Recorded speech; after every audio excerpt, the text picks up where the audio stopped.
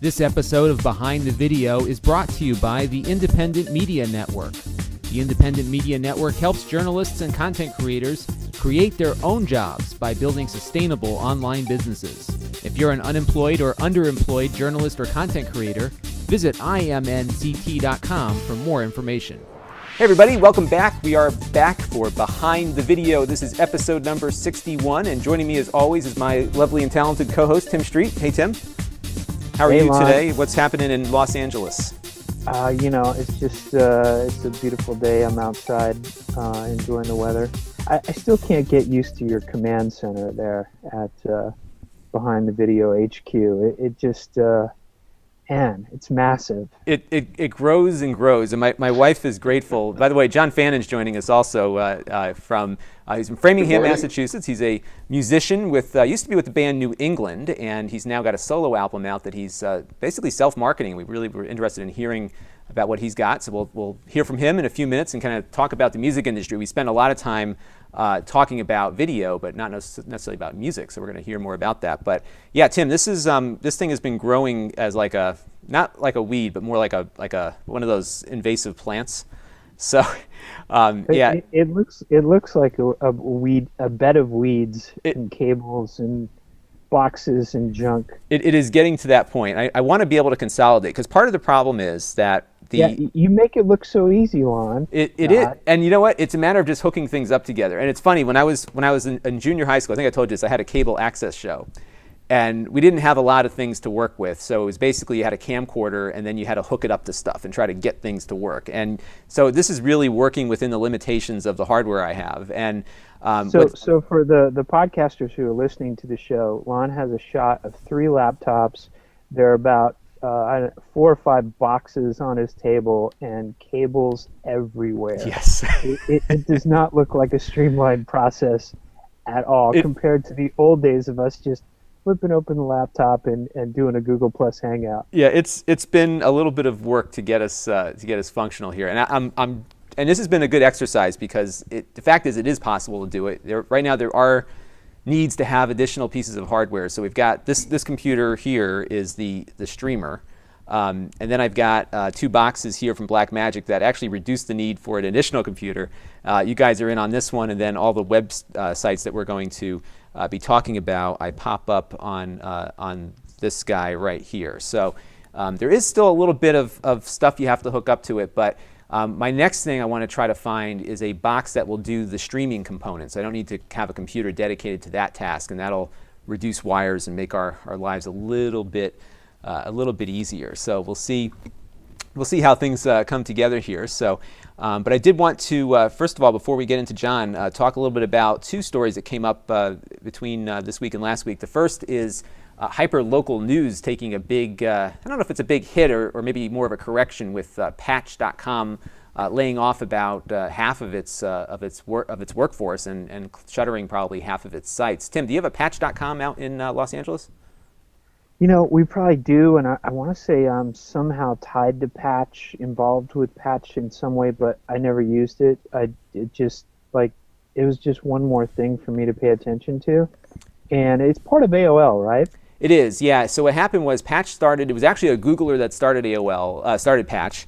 AOL liked the model. They started with 5 local sites, and then they tried to balloon it into something more. And I think their plan was to offset the local revenue with national revenue, so that they would aggregate these millions of Patch sites that they have around the country, and then be able to sell national and local ads on the sites. And in theory it sounds like a great idea, except the fact that local doesn't scale very well. It's really, really difficult to do, and Patch really replicated, and I'm a little biased because I'm in a business that is doing something different than they're doing, but they tried to replicate the old model, which was a lot of middle management and a lot of people, kind of directing things, and the local editors really had to do what upper management wanted them to do, not what the community necessarily was looking for. So they're now in the process of reorganizing, having the sites that are profitable remain, and those that aren't will be partnered up with other entities or shut down completely. So local is hard, really hard.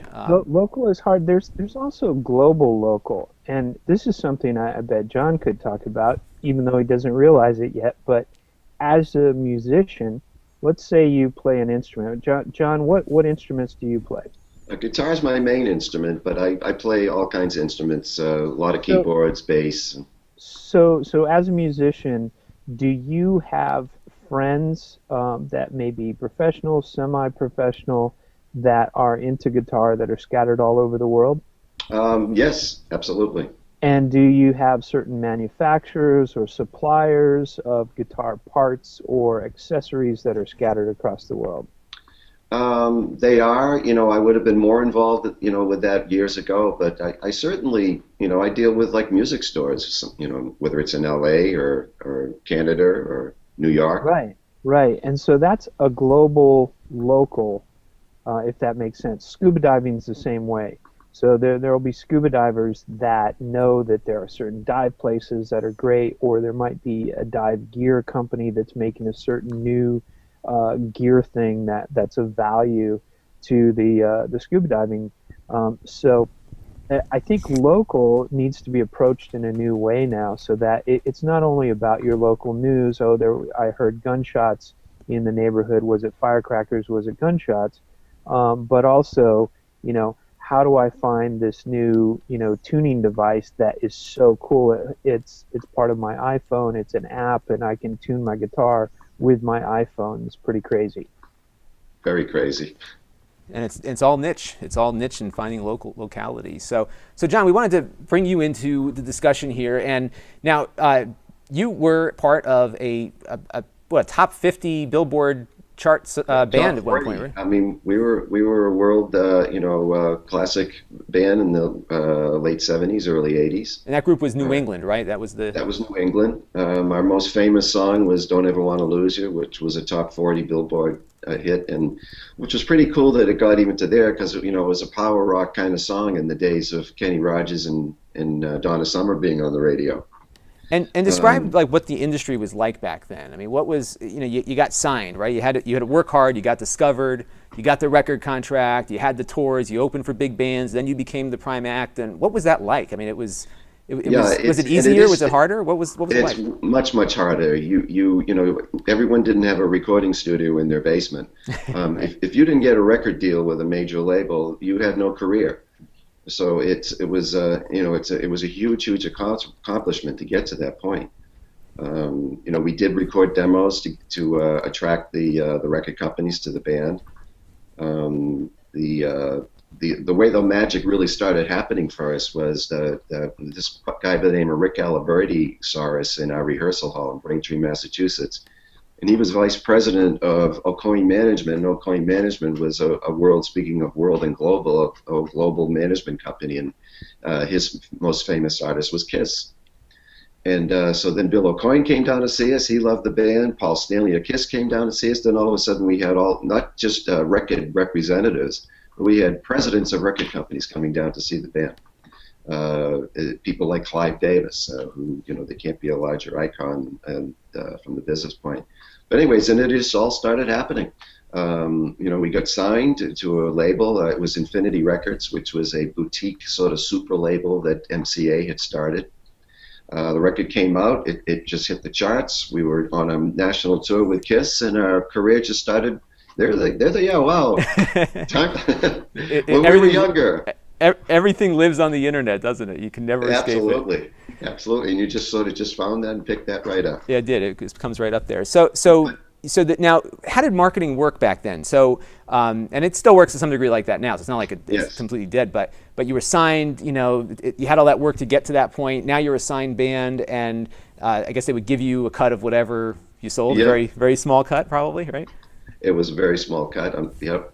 And of course, radio was so important then. If you didn't get on the radio, you really, you couldn't get out of the gate. And we were all over the radio, so that really helped. And even when we were opening for artists, because of the exposure on radio, even though we were opening for artists in major arenas, there was a substantial, there may have been 4,000 or 5,000 of those 15,000 people that were there to see us. But now it's like, as I'm with my solo career now and promoting my own record, that radio isn't part of it. That's where the internet comes in to help.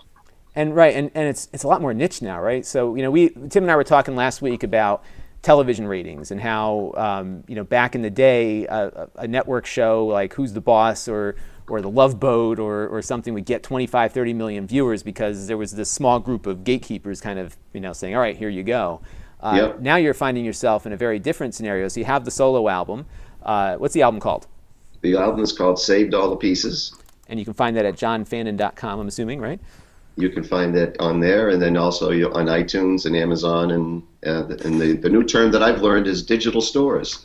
Right. Digital stores all over the world. You can stream it, and so here it is, and you can check on it. And so now it's different. So now you've gone out, you engineered this yourself. You have people help you, obviously, but you went out and did this. You paid to press the CDs and have been putting it up all over these different things. So what's it been like trying to find all those fans out there that know who you are, that may not know that you've got this new project? How has it been? How have you been? Well, it's the world audience is still there. I haven't reached the masses yet, but I've been filling the orders myself. When they come in, and it's been all over Europe, the Netherlands, Sweden, Switzerland, Germany, France, the UK, all over Canada, Japan.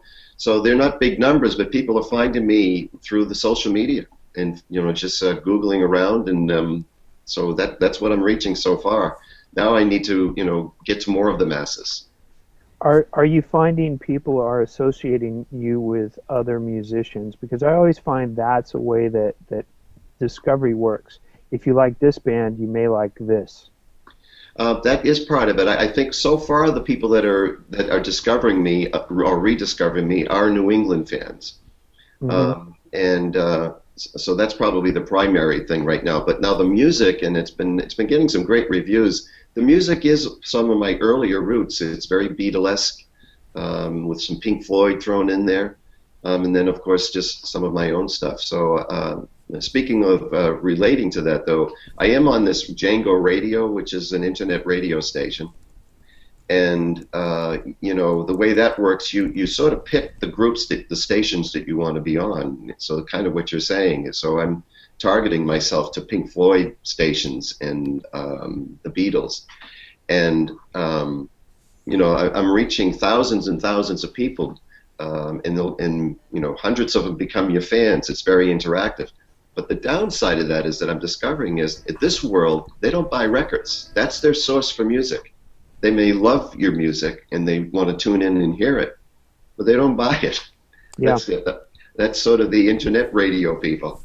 And that speaks to the problem too, because if you're Lady Gaga and you put your new single up on YouTube like you did this week, you're going to get $5-6 per thousand plays in ad revenue that happens. But for an artist that has a specific genre, who doesn't have the marketing muscle of a Lady Gaga behind him, it's different, right? I mean, you could stream this stuff, but you'll never be able to eat, right? Well, it's absolutely true. So I definitely need to find the mass market. And certainly performing helps. Around the Boston area, I can sell out like a 200-seat venue. And as a solo artist on stage, that does very well. But I need to move on, and I'm hoping that's where I'll start making some more income, is the actual performances and selling. Well, are you performing it all on YouTube? Because I have seen that folks who are creating content online will draw people, and so people that are making videos, whether it's just them playing in their bedroom on a YouTube channel or blogging in text about things that they've done on the road, that content creates traffic and drives sales. Yes, no question. There is a lot of my actually performances on YouTube. It hasn't got a lot of exposure yet, but what's amazing is my son takes most of them on his iPhone. And he posts them up there, and the quality is pretty darn good. Yeah, it's amazing that the camera on the iPhone is better than the cameras we had growing up. Yeah. Oh, it's higher true. Quality. And the audio is very good, and it's just a tiny little microphone. And Tim, let's talk about that for a second too, because I've seen in my own stuff that, and of course now we're raising production hardware. I don't know about quality, but raising production hardware for our show. But we've seen in many instances that these iPhone videos, especially with undiscovered artists or independent artists, tend to do better with crappy sound and crappy kind of video, right? I mean, is that something John should be doing? Is just throwing more of this stuff up there and building a subscriber base around that? What should he do, given his target audience may not be the typical YouTube audience either, right? But what would you suggest he do? It's really about a conversation, right? So the fans of the band New England want to connect in some way with the band, with the members of the band. They want to feel special. They want to feel part of it. They want to go backstage. I mean, you think of all the things that a fan wants. You're able to give that to them at arm's length via the internet. And so if you can have a Twitter account and retweet one of your fans' tweets, they're going to feel really special. And they're going to share that. And they're going to tell their friends that they got retweeted by somebody that they really love and care about and whose music they enjoy. So it's really thinking about the things that you can do with social media to reach out to the fan base and give them the things that they want. I mean, just make a list of what you know that your fans want and think of how many things on those lists are within your power to do, using an iPhone. Right. And then, whether it's Twitter, Facebook, Instagram, you can do a lot to make your fans feel good and special. And when you do that, they'll make you feel good and special by telling people to buy your music. Oh, that's very good advice. I don't really, the retweeting thing is very good advice. I don't really do that. I do have a few followers. I do communicate with some fans, in chat rooms and things like that. And you are right. It's a very special event for them. Yeah, it's absolutely. A special event for me. Yeah, and doing that in public rather than just in a private chat room only just amplifies what it is that you're doing, and it makes people want to engage more. You do run into the danger of having to deal with trolls, which is, hecklers. I'm sure you've had performances where you've got a drunk in the room, and over time you learn how to deal with the drunks. Yeah, it's interesting that you would have to do it in this medium too. That's funny. Yeah, and the worst part is they're anonymous and think that they can get away with doing more there. John, what has surprised you about this effort? Because you've mentioned in prior conversations that you're finding that you were bigger in places you didn't know you were even known, right? Right. Like I knew that we had a following in the UK. I knew we had a following in Japan, very large followings. But when I started getting CD requests from like Switzerland and Sweden and Norway and the Netherlands, I was, holy cow, there's people actually out there that were New England fans. What I can't judge at this point is how big of numbers are actually there. That's what I've got to try to discover. Is it just one or two people in those particular countries? Now, UK and Japan, I know there were thousands and thousands of them. Right, and it's trying to find them and reach them is really the kicker. And I do appeal to everyone to spread the word, like the record, and a couple of times that has happened actually. But that's really what I need. I just feel this is like a grassroots, marketing promotion to get my record, known around the world. Yeah. Well, speaking of grassroots efforts. There was a president recently who got reelected and elected the first time by a grassroots online effort, and he had some breaking news this week as well, didn't he, Lon? He did, because as you know, there's been and this I'd actually really interested in hearing John's opinion on this also, because John, you may have remembered there was a big fight over SOPA, which was a bill to change the way the internet works so that record labels and movie makers can go after people that were using their content illegally or questionably illegally could come after them. So Google kind of threw the nuclear option at this and basically didn't shut their search engine down, but they put up a little note on the very most traffic site on the internet, which is their homepage, and said, hey, the government's going to totally screw up the internet, so you better do something about it. So as you can imagine, the bill fell apart in Congress. I talked to some members of Congress here in Connecticut who got more calls, or about the same number of calls on that issue than they did on healthcare. So it became that, like, the calls were that intense. Calls too. are very important to congressmen. If you want to get a bill passed, the best way is to stay under the radar and not have anybody upset and calling Congress. That's right.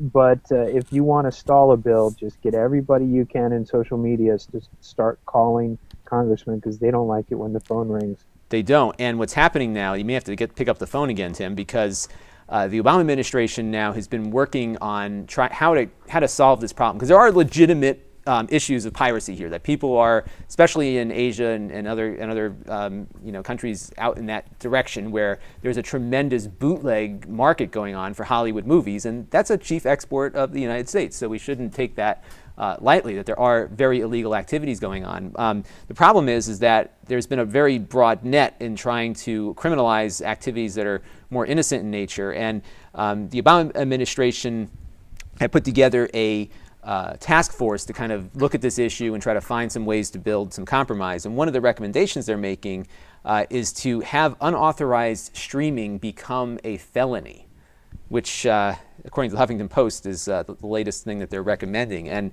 this doesn't just mean setting up your own pirate radio station and streaming New England tracks, but it is also going to apply, if the law is written the way they're talking about it, to someone doing a cover of a song on YouTube. And John, I wanted to get your take on this, because when New England was active and touring, you had the bootleggers, right, who were swapping tapes around and that kind of thing. Sure. Was your label not crazy about that? What was the opinion of those things back then? I think it was a smaller scale thing back then. I know that there were all kinds of bootleg recordings going around in Europe, but in those days I don't think they really worried about it too much.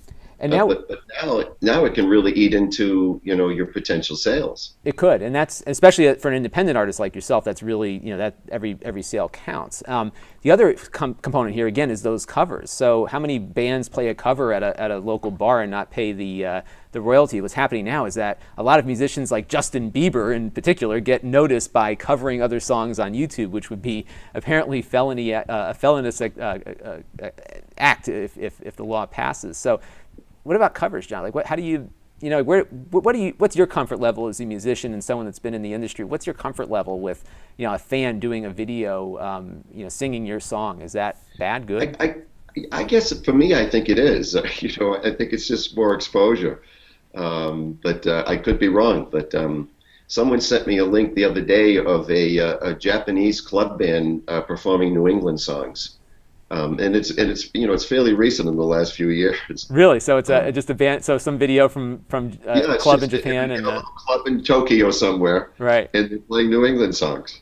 And in some ways, it keeps the music alive, right? I mean, this exactly. I didn't really have a problem with it, but I'm sure, like on a larger scale, maybe artists do. I'm thinking about there's I don't know if it's still up on YouTube, but a few years ago there was a guy in his bedroom playing a classical version of Stairway to Heaven. And I think it had like 10 million hits or something like that, but it was phenomenal. It's probably why it went viral. But there's to your point though, I guess, is that illegal? And that's, it is illegal, but does anybody really care, I guess? Right. And if it helps promote something, then it could work. There's a lot of artists who've seen it work. And Tim and I last week discussed an issue. There are these multi-channel networks on YouTube who basically, I guess they help fund promising channels and give them some resources to produce more videos. And one of the biggest ones on YouTube is getting sued by a record label because of a bunch of covers that a lot of their members are putting up. And there's been a revenue issue there, and I think these are things that they can work out if the two sides would just sit down and talk to each other. What do you think, Tim? Yeah, no, I think so. There's oh, I'm sorry, I didn't mean to interrupt. That's okay. No. That's okay. Yeah, definitely. There needs to be some conversation here. I think you look at the devastation that the record industry has.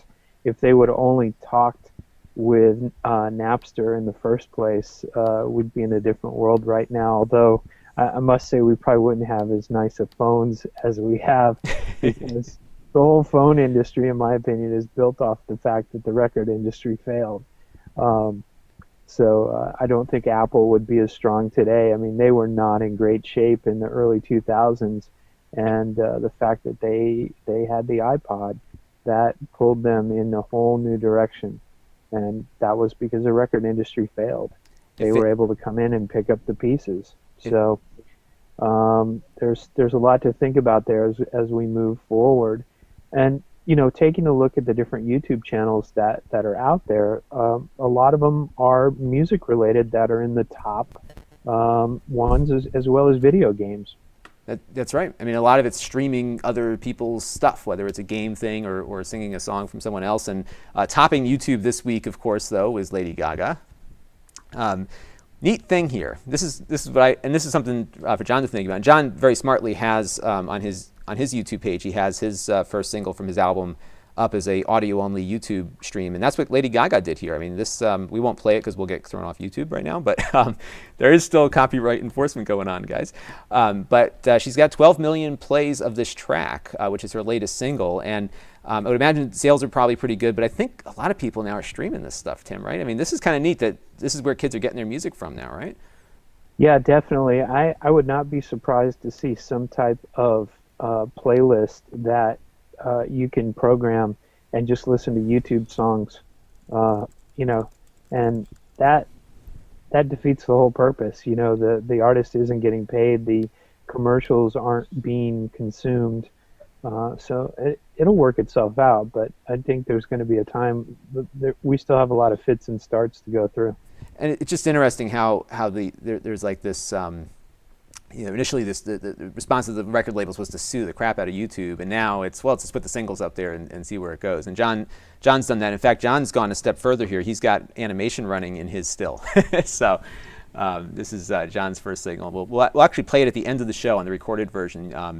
You'll be able to listen to it. So John, are you doing YouTube yourself? Do you have someone helping you with it? I'm posting them myself, but a friend of mine actually who is a video editor, I just gave him the still, and it's not a real big thing, but I was just like thrilled when he had the water moving. Yeah, it looks pretty cool in there. So some other stuff topping YouTube this week. We'll start back down at the bottom, so I always start at the top. But Lady Gaga I thought was interesting and apropos for our discussion. There was at VidCon, and Tim has some insight on this. There was a group of pranksters who started kind of, I guess, what was that Ashton Kutcher show? What was it? Punk'd? Punk'd. So they're punking YouTube stars, and they had this young woman in a hotel room who was playing the crazy fan, and I'll let it play here, Tim. You can kind of describe what was going on here. Sure. I haven't seen this one particular, but Black Box TV, Tony Venezuela, he's great. And he did a series of pranks with different top YouTubers. Folks like Shira Lazar were pranked. And he had a super fan that just went over the top. And so they would set up interviews where the super fan would come and do an interview with the celebrity that they loved. And the super fan had an earpiece in her ear, and she would just totally be taking notes from Tony in the next room over. So you got to check these out. There's Tony. There's the gang giving some advice. So it's great. And they partnered with, I think, the Prank versus Prank folks as well on this. There's the three of them there. So check these out. They're a lot of fun to watch. And, definitely scary moments for the YouTuber. Yeah, and so this one particular episode, this one show, it's this guy Vitaly, and I haven't seen some of his stuff before, but he's apparently a YouTube celebrity, if you will. And she handcuffed his arms to his legs, got him to take his shirt off, and I think he was about to take his pants off when they finally ended the thing. So it was definitely well done, and I feel bad for Vitaly, but maybe that'll grow his traffic. Looks like he was sort of a good sport about it. So some other things on the top 10 list: Call of Duty Ghost multiplayer. Again, I say this every week, how it's astounding how video games just become so much of a part of YouTube, and we have a story related to that also. Another one here was interesting. Number 3 was 10 amazing bets you'll win every time, kind of like bar parlor tricks you can do to impress your friends. Kind of some neat stuff. This is Quirkology, Tim. He seems to got a pretty good subscriber base. Yeah, I'm not familiar with this one. I'll have to check it out. Yeah, he's a British guy, and he's like, there's things that you can do in a bar to impress your friends or terrify your enemies, I guess.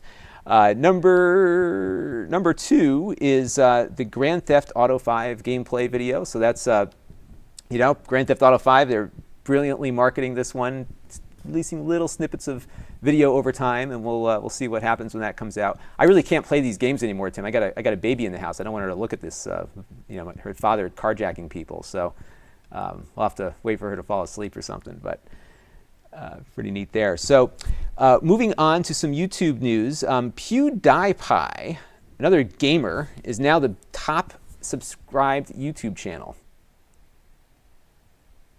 Pretty impressive. So he's got a subscriber base of 11 million. He's now surpassed Smosh. And John, if you ever watch this guy, I don't even understand him, but he's big. And again, it's all this video game thing. And what they're doing is, in many cases, they're streaming gameplay. He's interacting with his fans, of course, but he's also working in some comedy in the process also. And he's got a huge following. So Tim, I mean, you work in this industry. There's a lot of people working hard on generating original content, television style stuff. What's the reaction to all this gaming stuff doing so well? And is it changing the way people are approaching their channels? Well, it certainly is, because it's so much easier to just put on a game, start playing a video game, and then, through improvisation be funny, as opposed to building sets, getting costumes, having a script, and getting everything approved through a corporate process. It's a pretty tough play for studios and networks to keep up with this, low quality but yet high payoff audience. Well, Tim, we got some movies coming up and actually out this weekend. So our friend who we don't know, Nikki Fink, maybe you might know her, but put together our weekend box office list here. And number 5 is Planes. This is week number 2, cumulative total of 45.1 million and 13 million for the weekend. Elysium is on its second week, 55.7 million. I'm surprised it actually is doing better than Planes. Isn't that kind of surprising? Yeah, it is surprising. It seems like kids would be going in droves right now. Yeah, this is like the prime time. Get them, they're getting a little stir crazy. Send them to the movies, Kick-Ass 2 is in at number 3, and that is the sequel. And I've heard it's like 13.6 million for the weekend, by the way. I've heard it's pretty raw and violent. I guess these are, superhero kids. The first one, I enjoyed the first one. I thought it was a pretty funny movie, but it definitely got kind of over the top, gory towards the end. But this new one apparently is like really over the top. I think didn't Jim Carrey like come out and say it was too violent after the fact? Yeah, he did. He kind of poo-pooed his own movie. Yeah, I'm sure his bosses were not happy about that. And number 2 is We're the Millers. Undoubtedly, Jennifer Aniston's involvement there. 68.8 million for that one in its second week also. And the top one is Lee Daniels' The Butler, and that came in at number 1 with 25 million bucks for its opening weekend. So that had some Oprah push behind it. Oh, okay. That's what we got to do, John. We got to get you on Oprah. There you go. She can sell stuff, right? She gave a car away on Jimmy Kimmel's show the other day also. Oh, my goodness. Yeah, so it's yeah, you'd be seen by millions of people, that's for sure. And and it speaks to the power of the gatekeepers still, and the people that have, big media isn't dead by any stretch. I mean, I think we're seeing a lot of growth here. Like PewDiePie is a great example. Like nobody knows who the heck he is except his 11 million subscribers, but he's making a living. Is he making as much as Oprah's making? No, but do you need that? Right, much? He's making a living. He's making a living, so it's pretty wild. So we'll see what goes on there. So some news here, actually closer to home, where I live in Connecticut. That is Netflix closing its Bloomfield distribution center. And what's funny, just like a year or two ago, they were making a big deal about this Netflix distribution center in the state, inviting media to come on tours and stuff. And Tim, does this speak to streaming becoming more prevalent with Netflix, or does it speak to the fact that they lost a lot of good early releases over these deals with the movie companies? Because remember, they used to get a DVD when it came out. They had it. When it was sold in stores, Netflix had it and it was released. And they ended up making a deal to delay its arrival as a rentable disc so that they could push digital and push regular sales first. I think that is more to do with this maybe than streaming does. But what do you think, Tim? I think it's a combination of both. I mean, a lot of people are streaming, You take a look at Roku, at Apple TV. These devices are deploying left and right, And then a lot of TVs right now, if you're buying a new TV, it comes with Netflix already on the smart TV. So there's a lot of connected devices that are getting out there. A lot of people are watching Netflix on their iPad. I think it's really starting to happen to where the name Netflix is becoming a reality. And it's interesting to see where it goes. John, are you a Netflix subscriber? I am not. I was for a little while, but I'm not. I just don't find myself watching movies and things like that. I'm always writing music. Right. So you're always in the studio. That's the content creator's curse, right? You're always making more Yes. than consuming, right? Absolutely. It's really interesting how that plays out like that. So, but if you were watching TV, you would see that the Breaking Bad premiere did really well for cable standards. Breaking Bad came back at a 5.9 million viewer count, according to the Wrap.com. That's a pretty good return. Again, back to this argument of viewership that they're making enough money to produce good television like this with only 5.9 million viewers. But it seems like these shows build, Tim.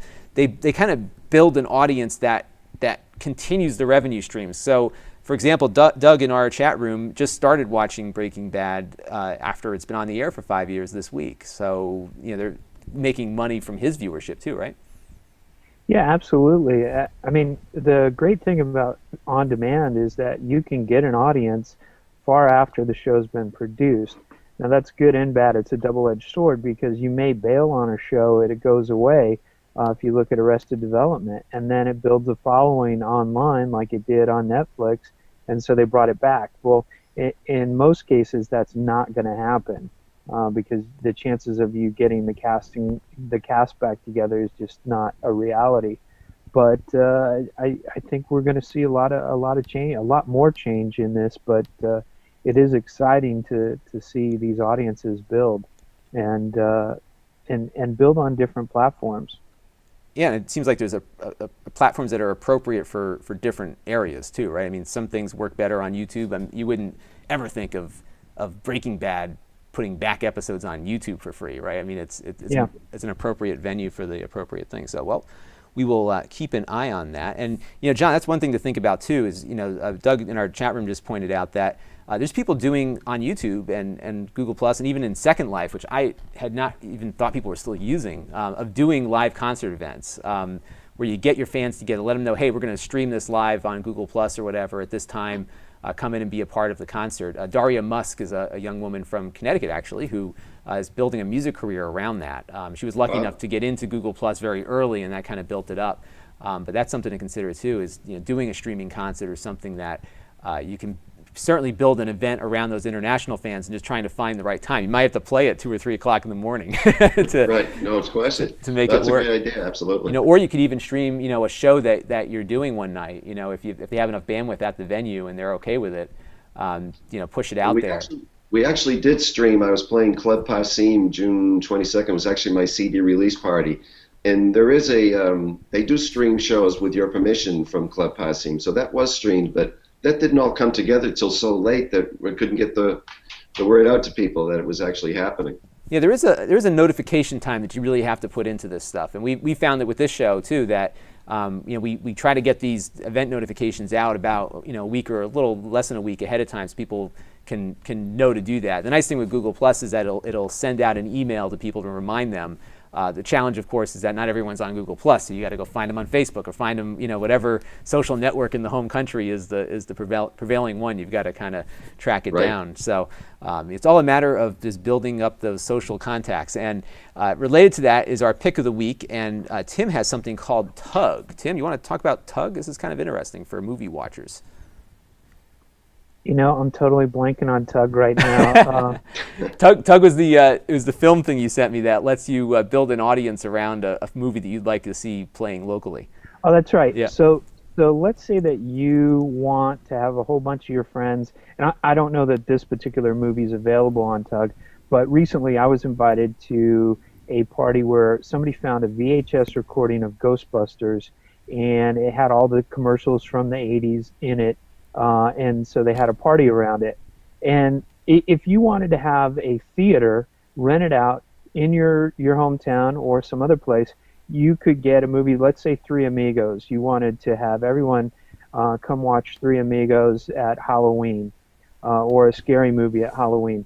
Well, Tug allows you to set up an event, get a whole bunch of people signed up, and then they'll rent out the theater. They'll get the theater taken care of so that you can have a screening of this movie in the theater that you want to have it. So it's build the audience first and then have your private screening event using Tug. So it seems like a fun little thing. I don't know how well it will go on, but for theater owners, it's a great way for them to take a theater that may not be performing that well on a weeknight and turn it into a sold-out theater. Especially for cult films too, where there's kind of a community around the film. This could be a really really fun little thing to do. So it's a neat idea. And for films, for studios, it's a great way for them to push their back catalog. Right, exactly, and something where they have, they still have those business relationships with those theaters, and that is one way they can still make the kind of money that they hope to make, even in the digital era. So, well, that will bring us to the end of our discussion this week. John, where can people find you and the album and connect with you? Yeah, they connect with me on John Fannon Music on Facebook or Twitter. They can get me there. But as far as music, johnfannon.com, and there's there you go, right there, the store, and so it's history, reviews, and a lot of info about me and my past, and you can listen to the music and see if you like it. And you can buy it on Amazon and iTunes also, but the CD is still the tangible the CD thing. Yeah, the CD right now is just available on my website. And I've been, packing them myself, signing them, and doing really well with that. But so if you want the real experience, John will package it for you and ship it package it for you by the artists. With a note. With a note, whatever you note. want it to say, he'll put it in there. So right, exactly. You can't get more personal than that. So check him out at johnfannon.com. And Tim, where can people find you? You can find me on Twitter at 1TimStreet. And you can find me, Lon Seidman, LonSeidman, on Twitter, or you can get us on the show on our Google Plus community, BehindTheVideo.com. And if you go in there, we will notify you whenever we do the live show, which is every Sunday morning at 11:30 a.m. Eastern Time, 8:30 a.m. Pacific. And we have a YouTube channel, a Stitcher channel, an iTunes channel. We are everywhere, so just search for us, and you will find it. The new shows, audio shows, go up around Wednesday each week. So that will do it for this edition of Behind the Video. We are a wrap. Stories for this episode were compiled by producer Jason Perrier. Follow him on Twitter at JASONPERRIER. Behind the Video is a production of Ape Digital Incorporated and the Independent Media Network, LLC. All rights reserved.